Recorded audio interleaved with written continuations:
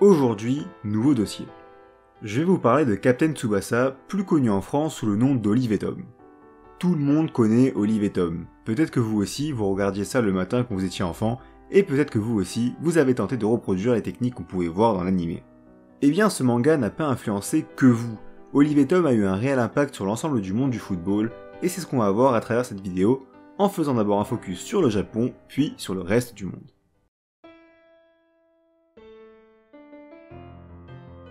Au début des années 80, quand on parle de sport au Japon, on ne parle pas football mais baseball, qui est de très loin le sport favori du pays.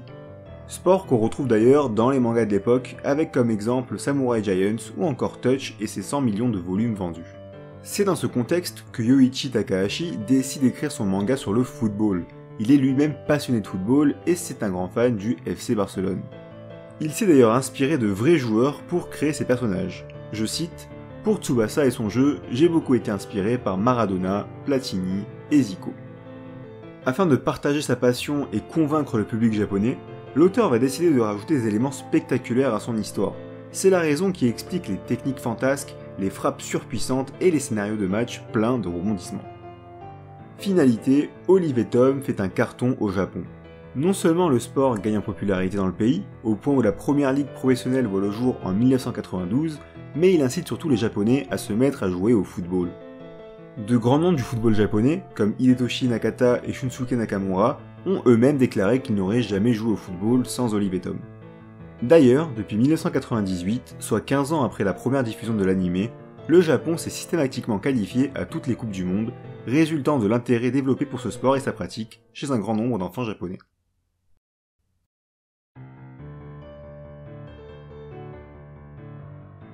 En dehors des frontières de l'archipel nippon, le football est déjà un sport ultra populaire. L'anime rencontre donc logiquement un énorme succès dans le monde entier, avec des adaptations françaises, italiennes, espagnoles, arabes et bien d'autres. Si Olive et Tom a poussé les jeunes japonais à se mettre au football, l'anime a également réussi son pari sur les jeunes enfants du monde entier. Des jeunes qui finiront par devenir des superstars de ce sport. Par exemple, on a pu voir Andrés Iniesta ou encore Kylian Mbappé se montrer avec des vêtements à l'effigie de l'anime.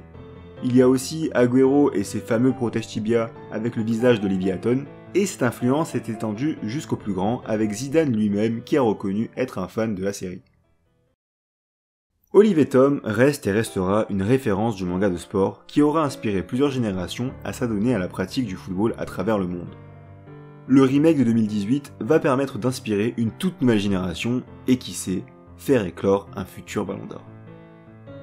Je considère que ce dossier est clos, j'espère que vous aurez apprécié la vidéo. Si c'est le cas, pensez à mettre un like et si vous êtes intéressé par le contenu de la chaîne, n'hésitez pas à vous abonner. Sur ce, moi je vous dis à la prochaine pour de nouvelles vidéos.